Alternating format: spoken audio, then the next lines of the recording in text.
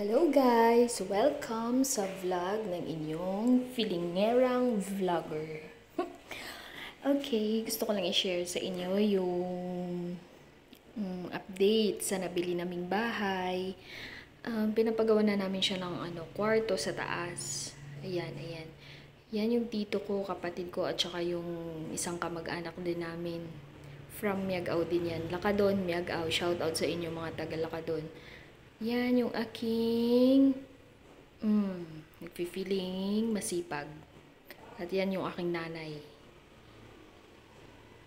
My beautiful mother na laging naka-slow motion. Uy, may epal na dumaan. Yan. Sipag-sipagan yung mga bata. Okay. Nakakapagod pala guys. Grabe. Hindi biro yung trabaho ng ating mga construction worker. Kaya saludo kami sa inyo. Grabe, ang galing nyo. Nakakapagod ito. Grabe. Bakit ang tagal ko naman maglinis dito? Ang haba naman nito kahit naka-fast forward na. Ayan.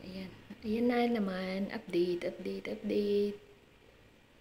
Wow, diba? I'm so excited. Iniisip ko na kung ano yung mga giging design ng kwarto and everything. Okay, next. Ayan. This one is so nakakapagod ever.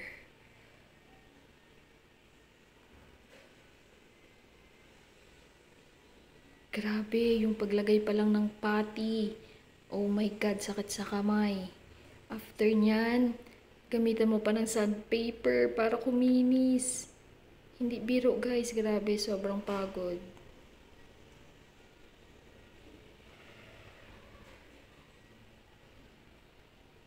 Shout out sa aking kapatid na lagi kong kasama, katulong.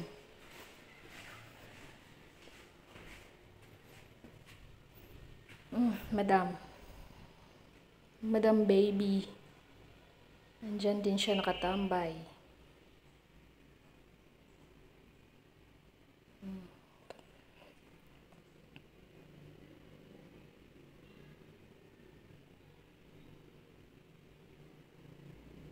Yan na. Tapos na yung kisame.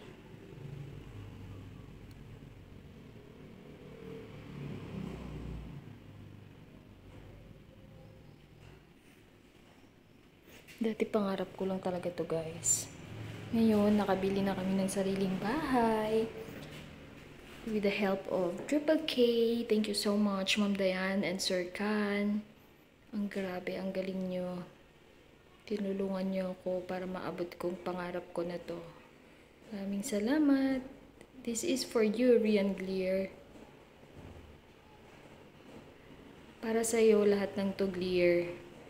With the help of your daddy, with the financial help of your daddy, Ramon, shout out. Talagang pinanindigan mo ang pinapangako mo sa amin ni Glier lagi na hindi mo kami papabayaan. Lagi ka lang nakasuporta sa aming dalawa. Thank you so much. Kahit na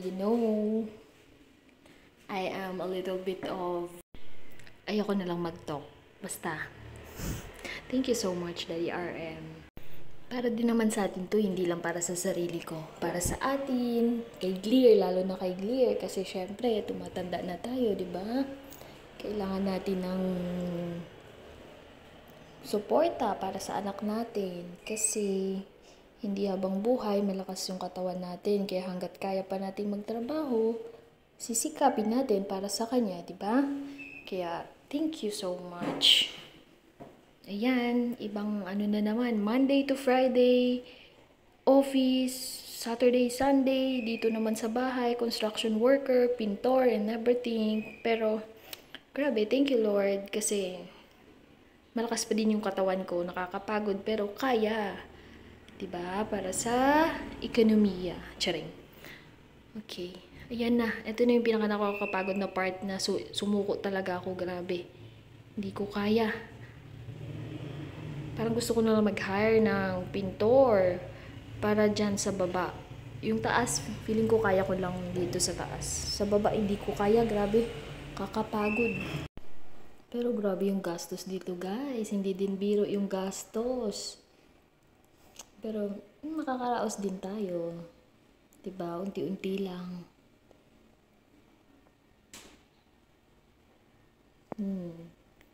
Pagod na yung lola mo.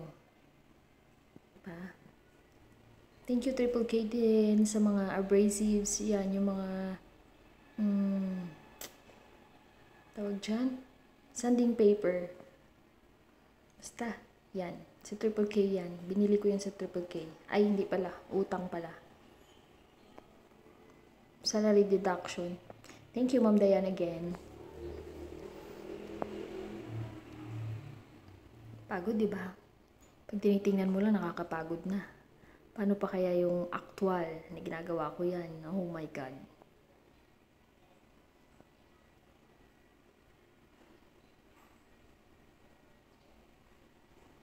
Pero I'm so happy. Yan. Pag hinahawakan ko na makinis, oh my God, satisfying. Nakakatuwa.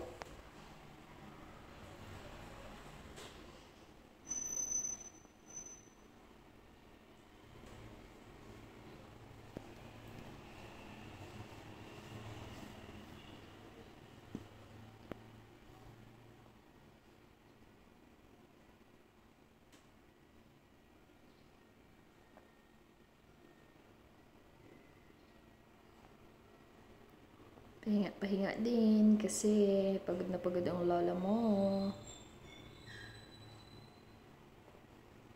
Okay, next day, holiday. Wala silang pasok kasi Holy Week po ito nangyari. Wala silang pasok kaya dito sila sa amin. Kaya ang laking tulong din.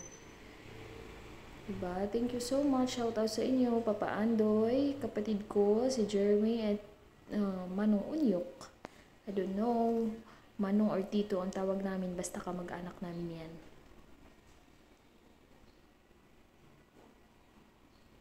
Diba? Ang bilis lang. Tapos na-amaze pa ako sa gamit nila dyan. Yung parang gun, hindi ko alam anong tawag, pero grabe. Parang baril talaga siya na pumuputok, tapos yung kumakapit yung yung nails sa concrete. Basta, hindi ko alam anong tawag, pero ang galing. Amazing. Thank you for watching.